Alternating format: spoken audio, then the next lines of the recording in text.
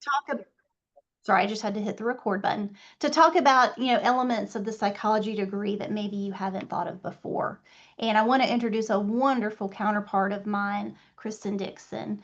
She's been kind enough to do this for us today. And she's an associate director with the psychology department and also an academic advisor.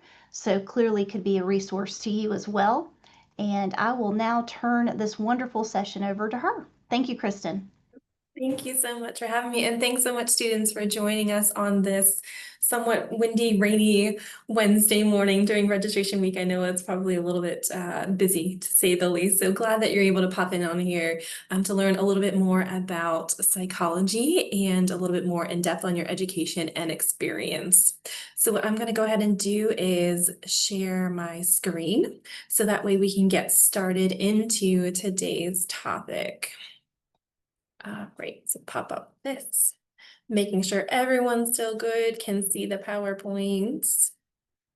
It might be a little delayed from what I can see. We'll give it a second. Perfect. All right.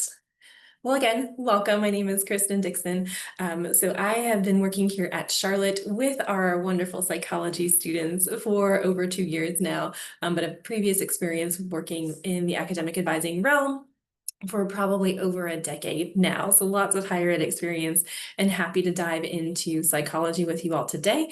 I am actually a psych undergrad major myself, did pursue that and then went on to get my master's degree. So I do also have a background and know a little bit, if you are a psych major, what you're experiencing at the undergraduate level. For today's discussion, let's go ahead and see what it is that we're going to go over today. So first things first, right? We're going to look at this idea of education versus experience and why you really need both of those and how they go hand in hand. We're then going to next look into exploring the psychology education portion, the psychology experience exploration, and what all of that means. Talk through a little bit of that progression plan and leave some time at the end if you do have any specific questions that you'd like to go over from the content today or just in general as things come to mind as we're discussing the topic. Happy to answer those. So I'll leave some time at the end for us to do that. Okay. So, right, this idea of education versus experience. I hear this a lot from students that I meet with. It's very important to have education. It's very important to have experience. But really, this idea is that they go hand in hand, and we encourage students to have both of those. Think about it as this synergistic relationship where it's not just one versus the other, but really both of them.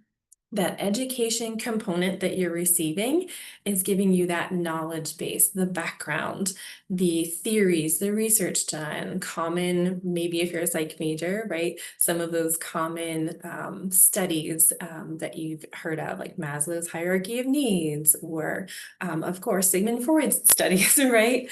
But that knowledge base with education, then the experience on the flip side will give you that way in which you can apply what you're learning and give you those skill sets. So alone, right, that psychology degree is a great foundation, but we want you to bounce off of that, right, and also take on some experiences to really set you up to be that competitive candidate. So whether you're thinking from your undergraduate degree going straight into the workforce, or if you're looking for graduate school or professional school of some sort, great ways that you can look at your education and experience hand in hand, how they give you the skill sets, knowledge base that's needed to really set you apart. Because thinking about it, right, when people are reviewing applications, you have someone with a psychology major, for instance, did really well in classes, took all the classes, and that's what they have on their resume. Let's say you also have another resume that you're looking at with a psychology major as well, but they also have not only the psych background, but then they have X amount of experiences with it. As someone looking at those resumes, my eye is going to lean a little bit heavier on the one that has both the education and experience. So let's pivot a little bit to talk about then kind of the value, right?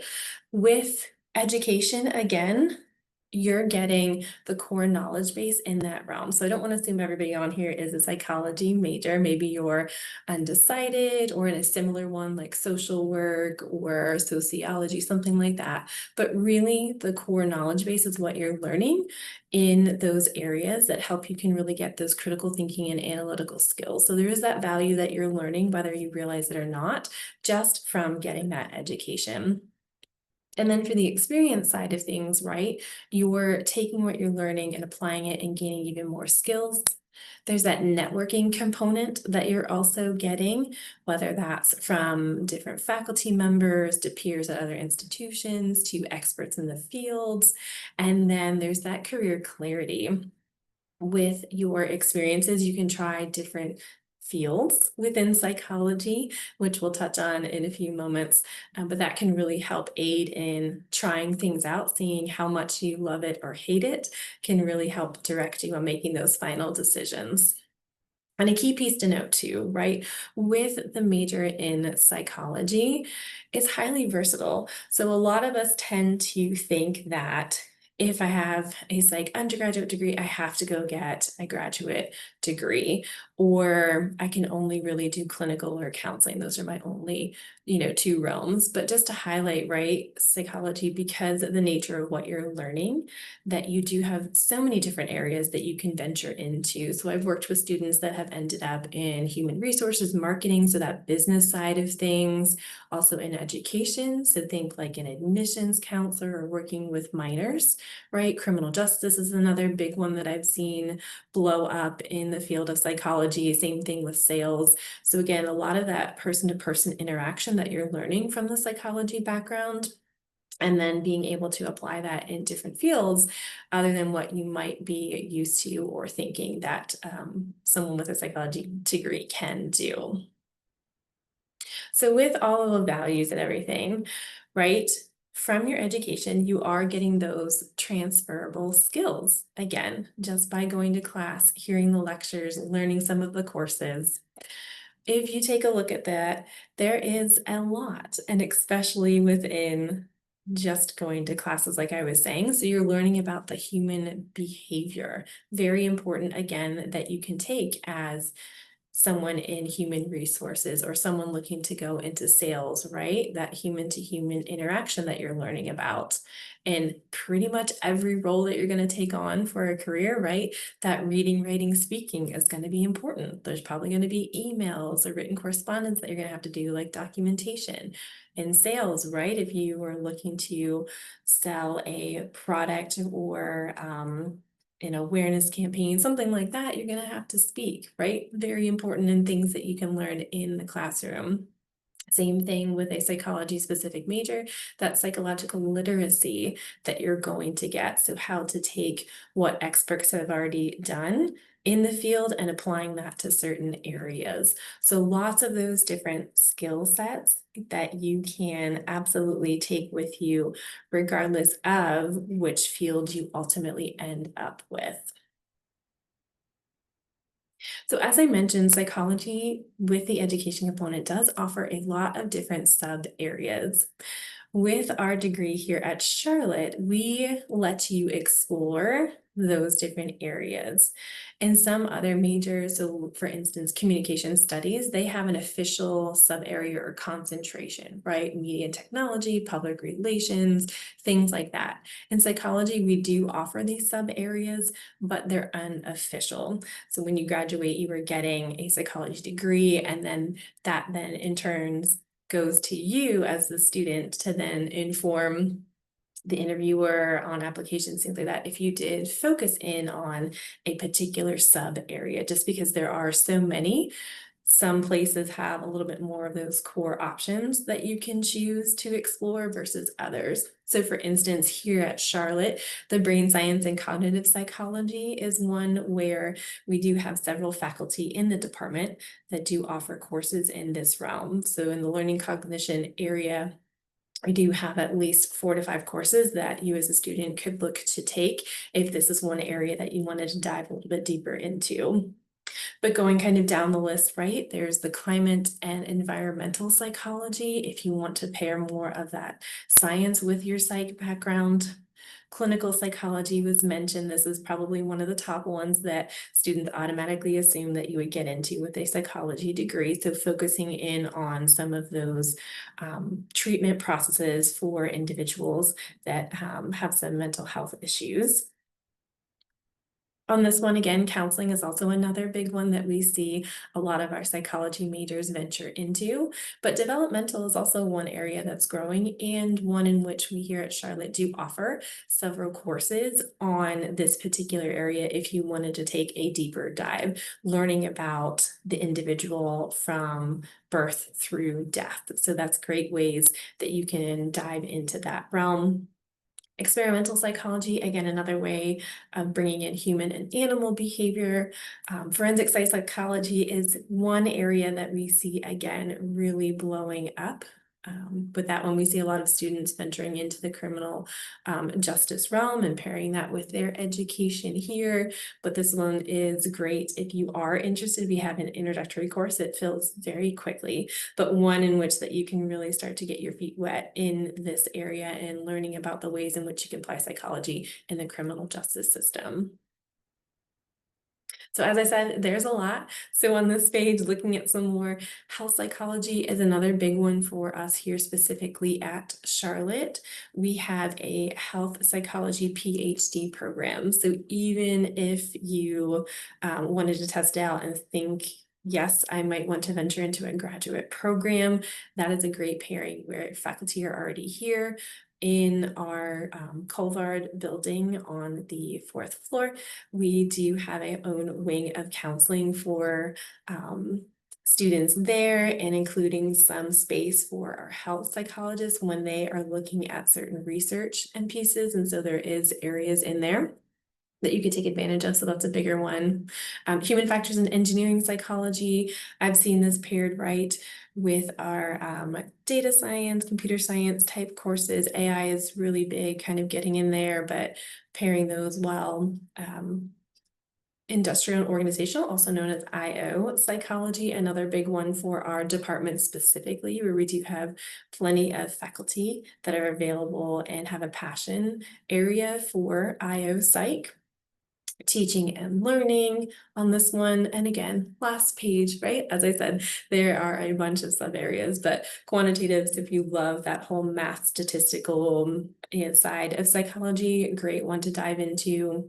Rehabilitation, and then the sports performance psych areas are good if you do like more of, again, the health realm and more of the exercise, sports, how that relates to overall improvement physically. And then social psychology as the last one, with looking at how people interact with people and how you as the individual relate to the world. Again, another area in which you can dive into within our department.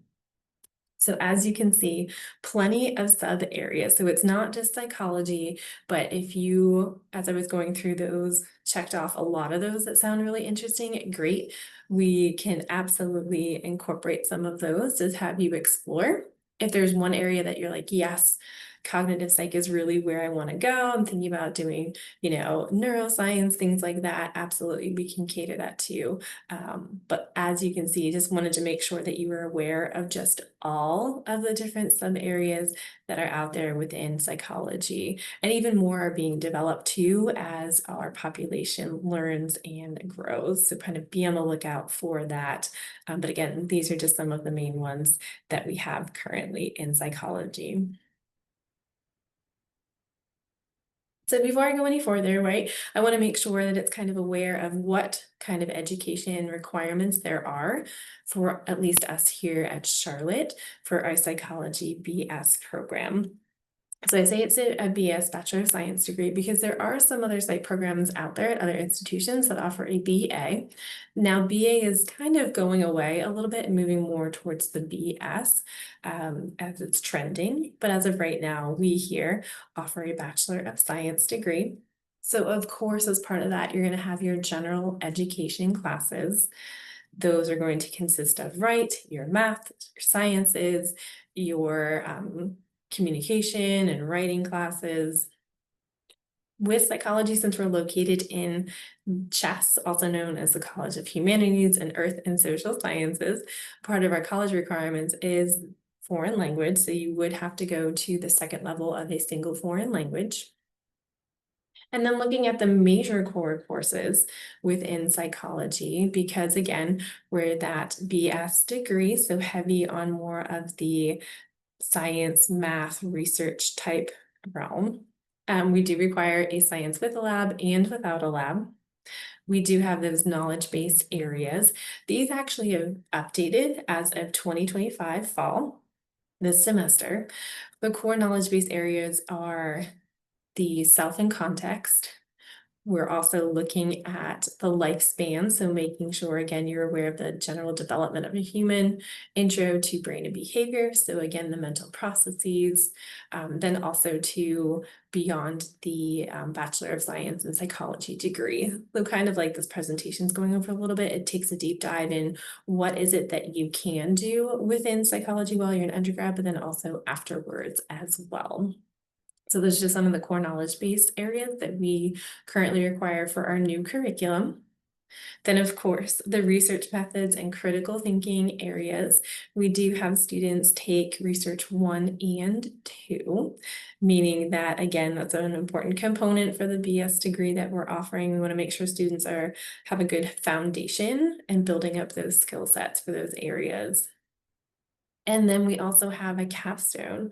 This is a great way, again, depending on where you see yourself going, the different subfield, that you can really utilize that capstone course to dive into either an honors thesis. You could do a seminar, which prepares you for graduate school type classes where you're taking a deep dive in a particular sub area. Or you can do a non-seminar, which is a typical lecture base where you're looking topically at a psychology myth, issue, trend, something along those lines to really capture your whole experience in the major. And then with those psychology specific electives, this is where I was talking about those sub areas you can explore either at random, the different areas, or be very specific and do a deep dive into a certain area. And then last, we have those unrestricted electives as part of the program where you can take above and beyond psych classes from what we require, or you can go ahead and take things that would benefit you in other ways based on interest or different skill set, knowledge base that you want to learn. So sticking with education and the courses, right? This is one way that you can really be strategic and really hone in on the value of your education because it's not going to look the same for every student. So thinking about what I just went over for the psych requirements, a good way that you could really utilize and be strategic with your time and what you have to do to fulfill your psych degree is leveraging your general education and those psych and non-psych electives to hone in on a particular skill set or knowledge base. And that first example, right, I bring up the IO, industrial and organizational psychology. If that's an area you want to focus in on, we could potentially use some of those general electives or the psych electives and take specific IO psych classes, but then also pair it with either business or communication studies type courses. This could again help you go in deeper into that IO psych focus. But let's say you want to do maybe more of a skill set and do the data analysis for your focus of what you want to do, then we could talk about using those electives to take more statistics courses, data science, computer science, all of those. So that's a great way that, again, you can be strategic in what it is that you're taking. Another way too to be strategic is to think about taking classes that embed engagement opportunities. One of those, for instance, is next semester. Our Psych 4006 is one of our capstone courses, and they're doing their spring break trip to Argentina. So let's say you have an interest in human resources. I would highly encourage students to take this course because not only is it going to check off that capstone requirement for you, but man, you're going to learn about not only HR here in the US, we're going to go abroad and globally look at how that factors in. So if you're like, I love human resources, that's my ultimate dream job, this would be a great way to dive into that one. But other embedded engagement experiences include our 3808 course, which is teaching assistantship. Maybe the teaching realm education is an interest area. Great way to test the waters, again, by checking off the box to earn course credit, but then also learning about classroom management. How does a faculty member prepare for lectures or what's needed? How about grading? What are some common students' questions and concerns that they're being asked? So diving a little bit more into that. And then similarly, we have the 3806, which is our research assistantship. Again, you can earn credit for this one, but you're pairing with a faculty member who is already doing research and learning again the ins and outs on how to conduct research, common hurdles that they have to pass, where they get the funding to conduct these contracts, all of that stuff is involved in that research assistantship. So again, we have it built into a curriculum already. So taking the time to think a little bit strategically on how you might want to utilize those would be fantastic and good ways that you can. So sometimes we go through all of this information, right? And we're left with, well, what can we do? So a suggested action step for you is to talk with your assigned academic advisor to plan one elective course that you have available to strategically use it for a future semester. Great timing that we're in registration week right now. Making sure if you do have one already scheduled or planned, is it strategic? Because we do have that time, right? Where we can make those schedule changes through that first week of classes. So that could be great if you wanted to start on this for next semester, or if you wanted to give yourself some time and start thinking through it now of how you want to be a little bit more strategic with some of those courses to ultimately aid you in getting the knowledge base that you're hoping for. So I talked a lot about education, right? The value of it, what we can get from it, how we can utilize it to benefit you and your goals. So we're now pivoting to this other idea of the psychology experience. So a big one is research, if you haven't grasped that already. Again, with our program and now our institutional status being heavy on research, you might be saying, never really thought about it, doesn't really interest me. That's okay. But some of you are excited about it, right? It's a great way to dive in because we do have so many experiences here through the department and at the university, right? So why research? It's again another great way to get some skill sets that are transferable across careers. So your problem solving, your communication, attention to detail, all really good things that an employer would see and want for you. So what are some ways here at Charlotte that you can do that? One is not just what I talked about for earning credit with a psych faculty member for our research assistantship, but you could be a research assistantship for another department, or you could do it through the Office of Undergraduate Research. They will send you announcements, I believe, once a semester about their upcoming application deadlines where you would apply to be a part of a particular project. Sometimes they are paid as well. So a great opportunity to mix your experience with also something of an interest area.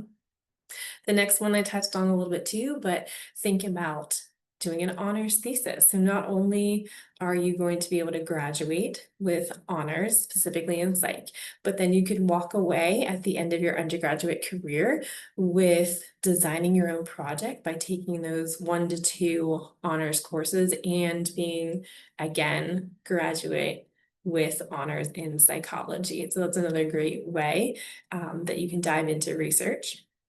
And then two, there's also some student organizations that are related to research. So maybe you're one of those where I'm not interested or I'm not sure. That's okay. Before you might commit to a particular project for a whole semester or 2 semesters, right? Maybe look into attending a student organization that already focuses on research, test the waters a little bit. I know there's an AI one, for instance, here at Charlotte that you can go ahead and pop in, see if you like that, if you're interested in AI type research. See if you like it, talk to some of your fellow Charlotte peers, see what their experience has been, ask those questions as a way to get involved and from what of a different lens than more of the traditional research project side. So my suggestion for this one, right, action step, if that's something that you want to do, just start having conversations. So talk to a professor that you have that close connection with. What are they currently doing their research on? Ask them about how they got involved with it. What are some of the openings if you are seriously interested in it? So starting that conversation is a great way to start investing in that research if that's something you want to do. And of course, with experience, we can't not talk about internships and or volunteering. This is a great way for you to practice the skills again that you're learning and then applying those into those different workplace settings. So within psychology, kind of think of opportunities that maybe have the direct service and client support. So that one-on-one, right? You're getting that in the classroom about learning about the individual and how it potentially, right, relates to the world or how we perceive ourselves or the cognitive processes, all of that is what you're getting. And so looking at opportunities, maybe like a cross crisis hotline where you can practice an individual who is in crisis, how you would then counsel or communicate those based on, again, some of the things that you're learning in your education. Maybe again, you might want to go into something research or academic specific. So I know we talked a lot about research, it's kind of big, but the academic support, maybe you want to take on that peer tutoring position. Again, you're working one-on-one with an individual, practicing those communication skills, problem solving, a lot of those, again, transferable skills that employers are looking for. And it could be a great way to practice to see, well, do I like this? Is counseling maybe the sub area I want to go into in psychology? The other one too could be advocacy and in community engagement. Think of those opportunities. So again, mental health awareness. Maybe you are out there helping to promote for a particular community event or workshop that a nonprofit is putting on, again, to educate the public on certain psychology areas that there might be stigmas or myths about, to kind of, again, help them to understand based on what it is that you're learning and that you know, to educate and kind of squash some of those stigmas that are out there. So for this one, we have some great university career coaches. Connect with them to see how you can get started on some of those opportunity searches. There, again, plenty of those, and they are fantastic, those career coaches to work with. So I highly encourage you to connect with them. That's one of those steps if interning or volunteering is something that you really want to start doing. And then for experiences, I wanted to point out just a couple of other ones that we do have out there that you might not have considered. So within psychology, there's tons of conferences that you can attend. So I do want to highlight that, yes, some of them do have the travel cost and membership fee. But a good thing to start with is if there's a student membership, a lot of them do offer those at a discounted rate to encourage you as a student to get involved. There are a couple national conferences or organizations that you can apply for membership for. So the American Psychological Association or Association for Psychological Science, those are two big ones. We also have regional conferences. So if you're not really thinking nationally, but more regionally, get to know people in the surrounding area and or states. The Southeastern Psychological Association is a good one. And I will say in the spring, they do have a 2-day conference coming up that you could look into to attend if that is something that is important to you and something you see yourself doing. So I did want to highlight that. Key thing there though is networking is key. So as you're going to these conferences, making sure that you are connecting with other people, whether it's fellow students from other institutions to learn about what it is that their program might be offering or research opportunities or experiences that they're getting, to other faculty members, to experts in the field. It's a great way to, again, learn for yourself to confirm this is a certain sub area I want to do or career I ultimately want to get into, or common trends that they're seeing for the psych industry, career field, or certain area that that you might want to do. So great way to just have conversations, meet people, because you never know what could come out of those, right? The second piece is if you're doing research, if that's an area of interest, start to get it out there. If you're going to these conferences, look for ways that you can present your research there. Also, look to publish. If maybe public speaking isn't your thing, there are specific journals out there for psychology that only focus on publishing undergraduate students' work. So that's you, right? So there's a Psych Journal of Psychological Research or the Journal of Young Investigators, again, specifically catered towards you. So if something has out there that you've already done or are doing or would hope to do, those are great ways to get that into the professional realm. And then we also have professional organizations that you can join. So don't forget about those. So yes, we do have organizations here at Charlotte, but consider expanding that to then something more of a national type of organization. So Psych is one of the National Honor Society in psychology, probably the biggest one. They do, again, have great resources for undergraduate students, from workshops to more information of diving into graduate school, professional school, ways in which you could apply for potentially some scholarships. So great things that are coming as part of being involved in any one of these. So I wanted to make sure that you were aware of what was out there that is beyond maybe some of the traditional things that you were thinking about. All right. So we talked about, right, the little bit more about your value in education, about your experiences. So I did want to go over with our last a couple minutes before I turn it over to you for questions on this progression plan idea. Because sometimes we can get all of this great information and think we want to do it, but then actually getting it into a nice, neat little plan is sometimes a little bit challenging. So what I did is created one, but there's multiple different ones that you can do for yourself. So I want to make sure that you're aware that this is just one of many.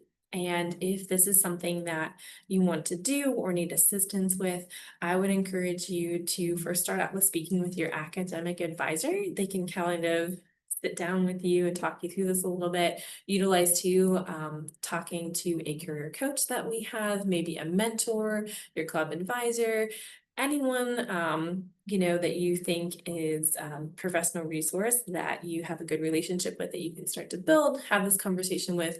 We're always happy to help in planning to make sure, again, that you're really being strategic with what it is that you want to do in your time here to make the most of it. So again, this is just one of many, but if you wanted to look at a potential progression plan for that first year, that focus is really going to be on your foundation and adjustment, with the goal of establishing strong academic performance and then successfully integrating into the university. So really what this looks like for the academic side is that you're in a declared degree, making sure that you know what degree you're going to do, whether that's psychology or, as I mentioned, something related like criminal justice, sociology, social work. There's a lot that are very similar to the field, so you don't necessarily have to get the psych degree to end up in a psych related role down the road. So just know that too. Same thing with graduate school. I do get that questions a lot. You don't necessarily in the psych realm have to be a psych undergraduate major to pursue a degree like a master's in psychology. So keep that in mind.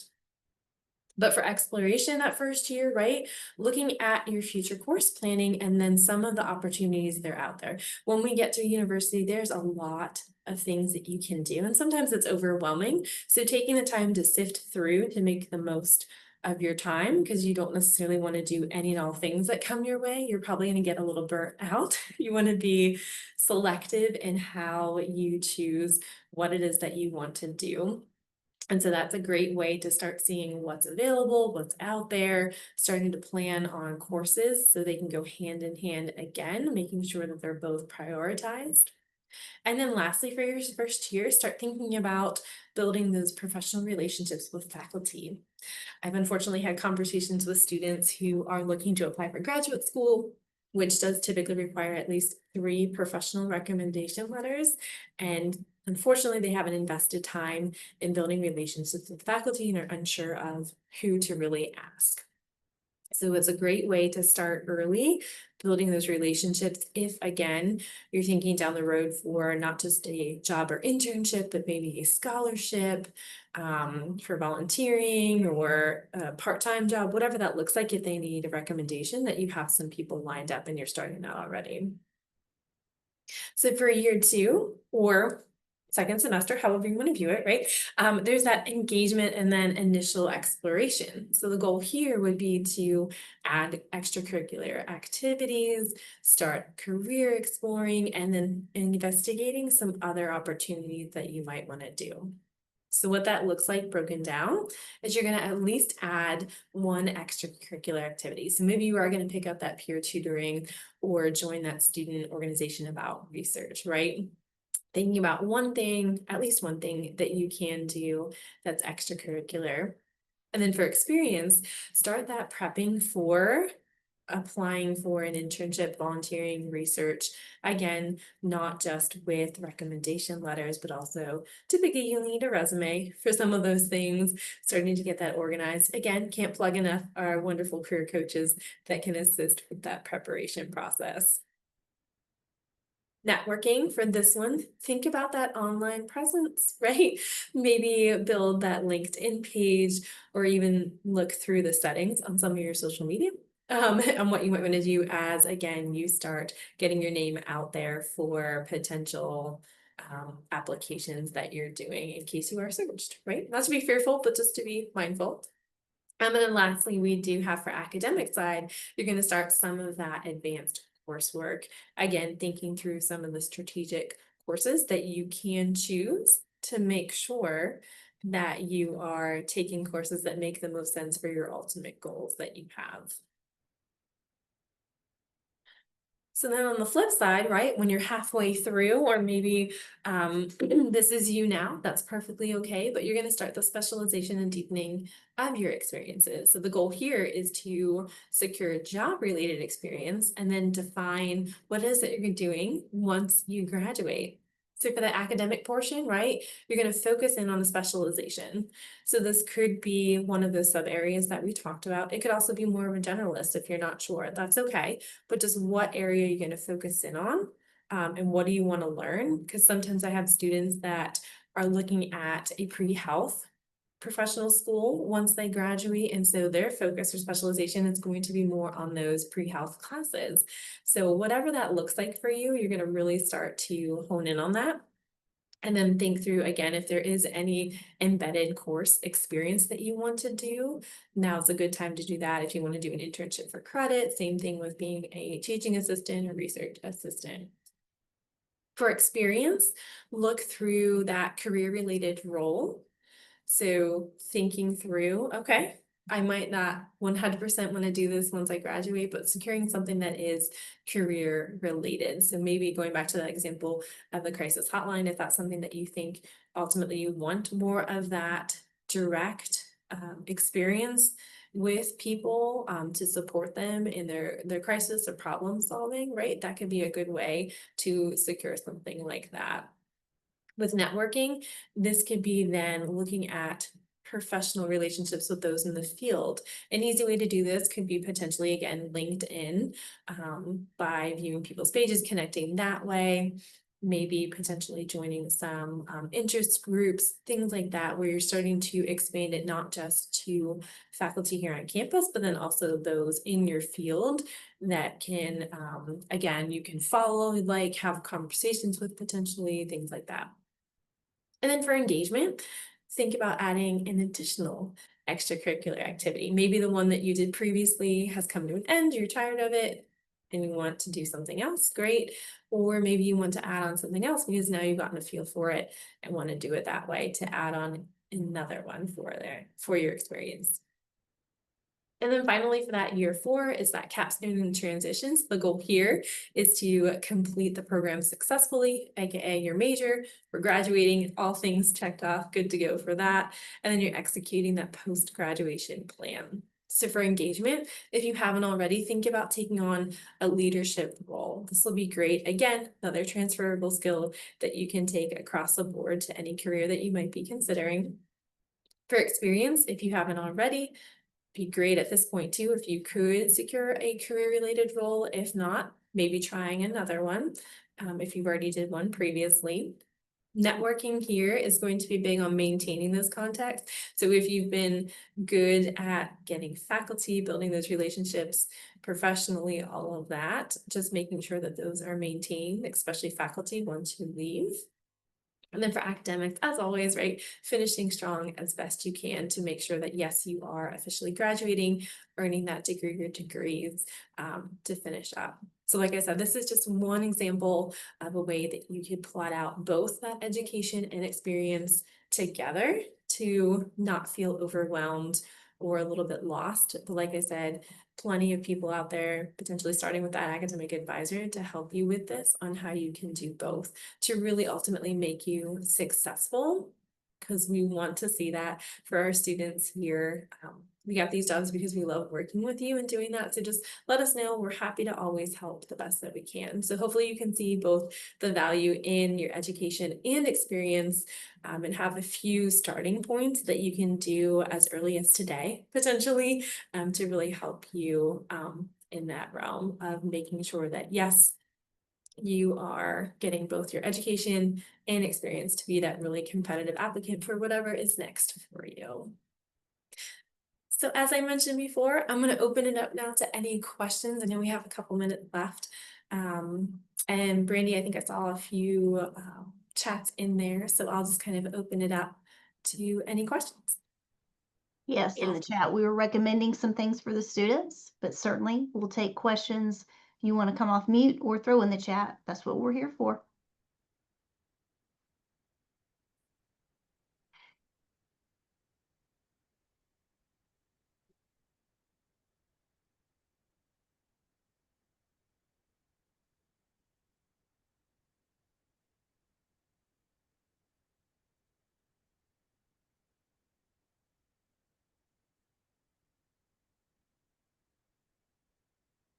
Thank you, Ryan. Nicole is asking, Kristen, is my first year too early to try to get a research opportunity? So good question.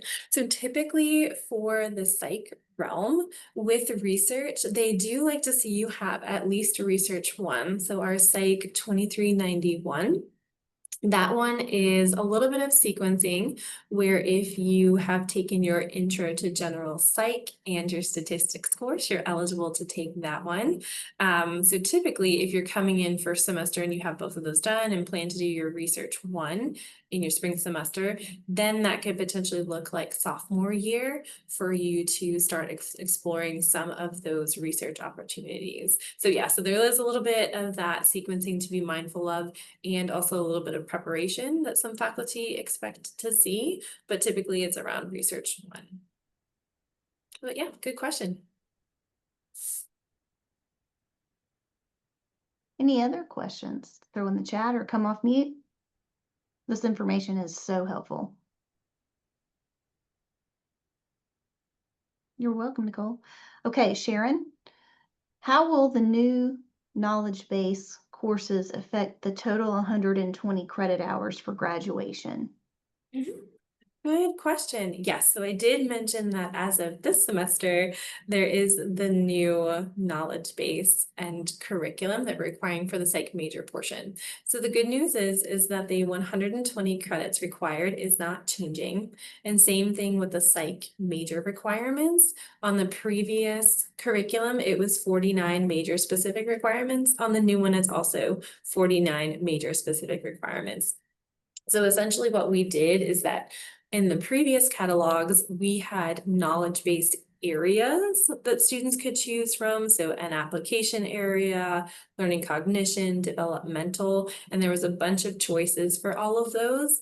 In the new curriculum and based on trends and what faculty have deemed important for students to graduate and walk away with in our psychology curriculum, they've now pared it down to one course. So instead of taking a sociocultural approaches option, they're telling students, we want you to take 2115, which is self in context. So it'll cover essentially what we were offering in 3 different choices in one course. So this hopefully then allows, with the new curriculum, you as a student to choose more electives in the areas or those sub areas that you find interesting. So it's less of us telling you what to take and instead you deciding what it is that you'd like to learn. So that's why it's super important when you're thinking about a particular area or being strategic with your courses, that you include those psych electives, because that's what ultimately we want to see you do. And again, it can be more of a general, you take them at random because you're interested in a bunch. Great, that's perfectly fine. Same thing if you did have a particular area to utilize those electives to take a deep dive into that particular sub area. Thank you, Kristen. Yeah. Any other questions? These have been awesome.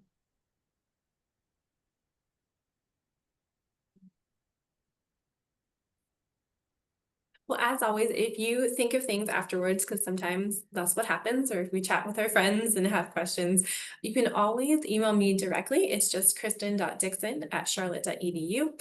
If you have more of a general psych question, you can always send it to psychology@charlotte.edu. So very straightforward. But either way, we are happy to help you explore. And I think if you haven't had a chance or it's not required, taking that Psych 2390 course to learn about the psych degree beyond just what we automatically think is a great course. So if you have the time and ability to take it, I would encourage that one. Awesome. Well, Kristen, thank you for doing this. This has been so helpful to us coaches. I'm sure to the students, just to understand the depths of what you can do, which on one hand can be overwhelming, but also it's enlightening, and it creates the notion that behavioral science can be applied to a lot of different things, which is wonderful. And thank you so much. This has just been wonderful to hear and to convey. Clearly, students, as Kristen said, you can reach out to her directly with any of those curriculum type questions, and you absolutely can make appointments with Rachel King and myself for any career coaching appointments. As noted in the chat, you can do that through career.charlotte.edu and then log into Hire Niner.